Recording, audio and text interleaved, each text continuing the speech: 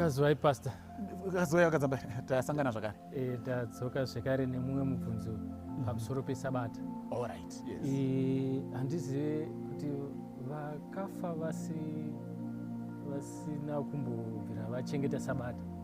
Vanorashwawo here kana kuti vachaitwa sei? Okay. Mubvunzo iwowo unouya pakawanda kazhinji kacho. Unogona kuuya uchiti ko vakafa vasina kuona bhaibheri vanoraswa here? Vanoti ko vakafa vasina kubhabhatidzwa, but I think basically the response is the same. Chekutanga ukaenda kuna Acts, atitange Acts chapter 17 verse 30. Acts 17 verse 30. Inoti, truly these times of ignorance God overlooked, but now he commands all men everywhere to repent. Reshona rinoti zvino Mwari wakarega kurangarira nguva dzekusaziva, asi zvino unorayira vanhu vose kwose kwose kuti vatendeuke. Chandodira Mwari wakadzambira ndechekuti Mwari haakuti mune mhosva pazvinhu musingazivi. God does not hold you accountable for things that you did not know that you were in the wrong. Ndosaka shungu dzaMwari dziri dzekuti dai vhangeri raparidzirwa kuvanhu vese kuti pashaya anozoti ndanisingazivi. Asi kune vakatofa kare vhangeri risati ravasvikira, specifically mubvunzo wamabvunza the truth about the Sabbath isati yasvika kwavari. Mwari haavapi mhosva yekuti hamuna kuchengeta Sabbath saka hamuponeseki. Hazviiti. The times of ignorance God wins it, but vaakuziva ndovari kunzi they must repent. Now zvinofamba sei? Because mukaverenga manje ndirakuverenga kuna Revelation chapter 22 because tirakuona kuti Mwari anozozvibhalansisa sei. Revelation 22 verse 14.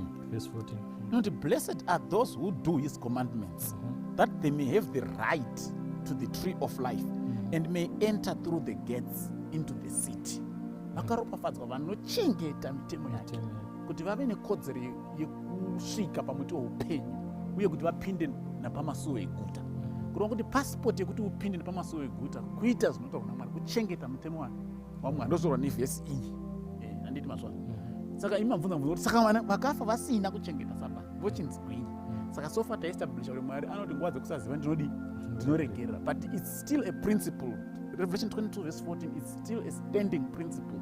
I'm glad that it's in the last book of the Bible, because kuna mwana wataura kuti ndezve Testament zvemutemo nini, but this is the last book of the Bible, AD 95, 60 years after Christ had died. Blessed are those who do his commandments, so that they may enter through the gates into the city.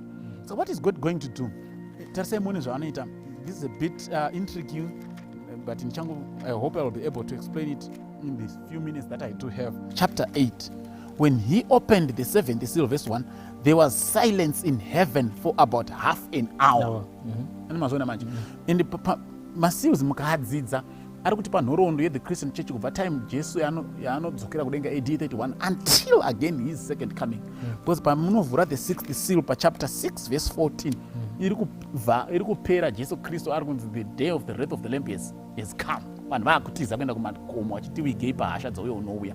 Then chapter 7 haiopen any seal, it's an interlude. Chapter 8 you open at the seventh seal. You know, pano opening of the seventh seal, there was silence in heaven for about 30 minutes. Now this is prophetic time. The book of Daniel and Revelation, these are prophetic books. They are apocalyptic. So they are symbolic. Even time, not it is symbolic, it's not literal. So actually there will be silence in heaven for 30 minutes. I asked about 30 literal minutes. But it's symbolic, and you unlock it using the key. Ezekiel chapter 4 verse 6 and Numbers 14 verse 34. You know that a day stands for a year.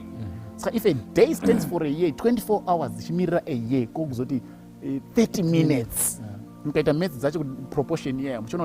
It's coming to about 7 days. So there was silence for about 7 days. Which means when Christ will come, the total journey yekubva kudenga kuuya paearth kutora masenzi kudzokera kudenga panenge paine silence ye 7 days.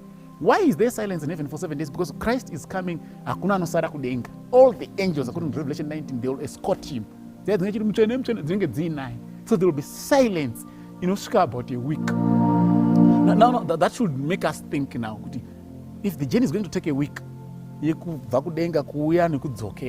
then kana ingori 1 week, whether we like it or not, Mr. Kadzambera, one of those days will be a Sabbath. Kana dzatongoita 7 days, whether you like it or not, whether you are happy about it or you are not, one of those 7 days is a Sabbath. Saka kuti Mwari arida kuqualify statement yake kuna zvakazarwa. Blessed are those who keep the commandments, so that they will have the right to enter the gates through the city, into the city. Saka even vakafa vasina kunzwa the Sabbath, but vakanga varesponda positively to the little truth yavakawana nguva yavo vari vapenyu. Mwari anovaponesa, but they will also keep the Sabbath before they enter through the gates into the city, because the journey will take 7 days, which means one of those days will be Sabbath. So the Sabbath will be kept before people enter heaven. Someone who such a place ngodi achengeta Sabbath. Saka hakuna munhu anozanopinda kudenga asina kuchengeta Sabbath. Ndafara Pastor. No, we thank God. Sure. Yeah, please feel free always. I'm always available to know better.